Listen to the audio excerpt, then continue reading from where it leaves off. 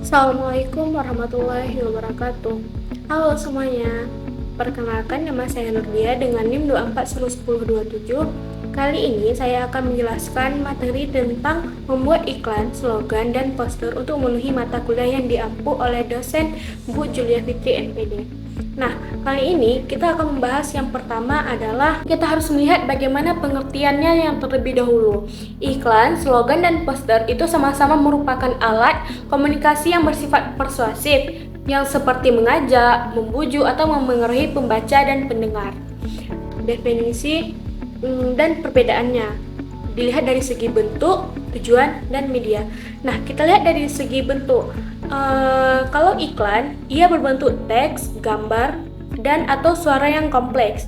Nah, sedangkan slogan itu berbentuk frasa, kalimat, pendek, padat, dan sangat mudah untuk diingat. Sedangkan poster, ia berbentuk media cetak besar, fokus pada gambar dan sedikit tulisan. Kemudian yang kedua, tujuan. Di sini, iklan bertujuan untuk memengaruhi dan membujuk khalayak agar membeli produk dan jasa. Sedangkan slogan menanamkan suatu ide, kesadaran, atau moto tertentu seperti visi dan misi. Nah, kemudian ada yang ketiga yaitu poster.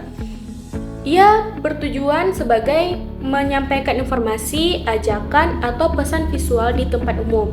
Kemudian dilihat dari segi medianya. Nah, kalau iklan, ia berupa televisi, radio, koran, majalah, dan internet. Kemudian ada slogan. Slogan adalah bagian dari iklan, sering terlampir produk atau institusi. Kalau dari poster, ia umumnya berbentuk di media, dinding, papan pengumuman, tempat strategis yang dilalui banyak orang. Nah, kemudian kita melihat bagaimana unsur-unsur iklan. Unsur-unsur iklan itu ada apa sih? Yang pertama itu ada sumber. Sumber itu adalah pemasang iklan, misalnya lembaga, perusahaan, atau individu atau kita sendiri. Nah, yang kedua itu ada pesan. Itu adalah pesan apa yang disampaikan dari iklan tersebut, misalnya informasi inti-inti yang disampaikan. Kemudian ada 3 media. Di sini iklan itu ada medianya atau disebut sebagai alat penyampainya, yaitu TV, radio, kemudian ada yang berbentuk cetak dan ada juga yang berbentuk digital. Kemudian unsur-unsur iklan tuh ia harus ada penerimanya, yaitu target atau audiens. Kemudian dari iklan tersebut harus ada efeknya. Misalnya efek apa nih? Yaitu perubahan perilaku atau pola pikir yang diinginkan oleh seorang individu atau khalayak ramai. Nah, kemudian ada yang keenam, umpan balik atau feedback. Misalnya itu adalah respon atau tanggapan dari penerima. Nah, kemudian ada jenis slogan. Slogan itu apa sih? Slogan itu adalah sebuah pernyataan pendek yang menarik dan mencolok dan dirancang untuk mengingatkan orang akan satu produk atau tujuan. Nah, kemudian jenis-jenis slogan. Itu yang pertama ada niaga. Itu kalau niaga berfokusnya kepada produk atau jasa. Contohnya rasanya pas, harganya pas. Kemudian yang kedua, jenis slogan berbentuk pendidikan, yaitu berfokus lebih kepada ilmu atau moral. Contohnya, tiada hari tanpa prestasi. Nah, itu kan mencerminkan bagaimana pendidikan yang dislogankan. Kemudian ada yang ketiga, lingkungan. Berfokusnya itu kepada kebersihan atau alam. Contohnya, bumi hijau, masa depan cerah. Nah, di dalam kata-kata bumi hijau itu sudah kita tahu bahwa itu adalah termaksud kepada lingkungan. Nah, yang kemudian ada jenis slogan yang kesehatan. Nah, di sini kesehatan lebih berfokus kepada pola hidup seseorang. Contohnya nih, di dalam tubuh yang sehat terdapat jiwa yang kuat. Nah, kemudian kita akan mencari tahu bagaimana sih ciri-ciri poster.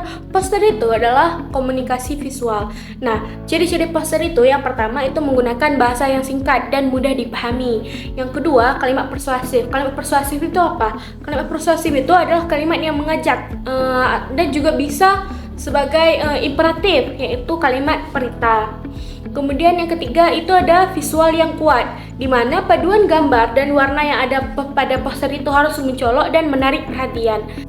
Yang keempat, tata letak atau layout yang tepat, di mana penempatan gambar dan huruf yang proporsional sehingga menarik untuk dilihat.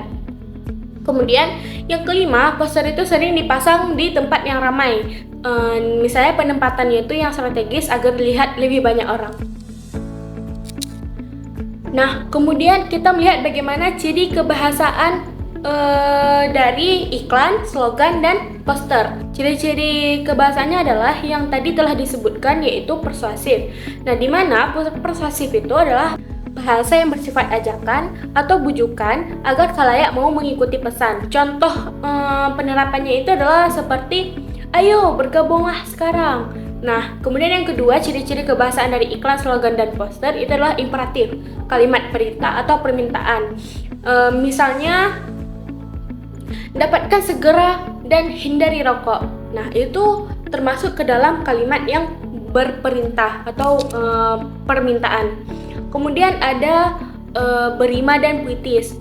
Nah, di sini berima dan puitis itu adalah pilihan kata yang menarik, yang indah, dan juga berkesan, khususnya slogan atau iklan di radio. Seperti hati-hati di jalan, jangan sampai ketiduran. Nah, di sini kan terletak bagaimana pemilihan kata yang menarik, yang indah, sehingga berkesan kepada para pendengar. Kemudian ada fakta dan opini, di mana yang dimaksud adalah gabungan data objektif atau fakta dan dapat menarik opini. Misalnya nih, faktanya itu bagaimana? Terbukti menurunkan 99% kuman, atau kemudian ada contoh dari opini, yaitu solusi tepat untuk keluarga cerdas. Nah, kemudian bagaimana sih langkah-langkah perancangan untuk kita membuat iklan, slogan, atau poster? Itu yang pertama, kita harus tentukan objeknya yang terlebih dahulu. Seperti misalnya apa yang ingin kita iklankan, apa yang ingin kita sampaikan tentang produk, jasa, dan ide sosial kita. Nah, yang kedua, kemudian kita tentukan khalayak sasaran, siapa target kita, berapa usianya, pekerjaannya apa, kemudian minatnya yang seperti apa. Nah, kemudian ada yang ketiga, tentukan pesan utama. Di sini itu adalah inti yang harus diingat. Contohnya seperti slogan tadi. Nah, kemudian 4, pilih medianya. Kita tentukan formatnya. Misalnya slogannya itu kita tentukan kata bagaimana. Kemudian kalau poster, gambarnya itu, gambar dan teksnya itu bagaimana. Kemudian dan iklan itu kita harus tentukan kata, kita harus menentukan gambar dan teksnya. Kemudian yang kelima, kita susun kalimat persuasif. Buatlah kalimat yang ringkas dan jelas dan lebih menarik. Kemudian ada yang keenam, desain visual, poster atau iklan. Di sini kita harus memilih gambar, warna, dan jenis huruf yang mendukung pesan yang disampaikan. Nah, baik, sekian dari saya yang bisa saya sampaikan. Semoga hal yang telah saya sampaikan ini bermanfaat kepada kalian semua, dan semoga Anda menjadi kreator atau gunakan kreativitas Anda untuk menyampaikan pesan yang bermanfaat bagi khalayak ramai. Terima kasih.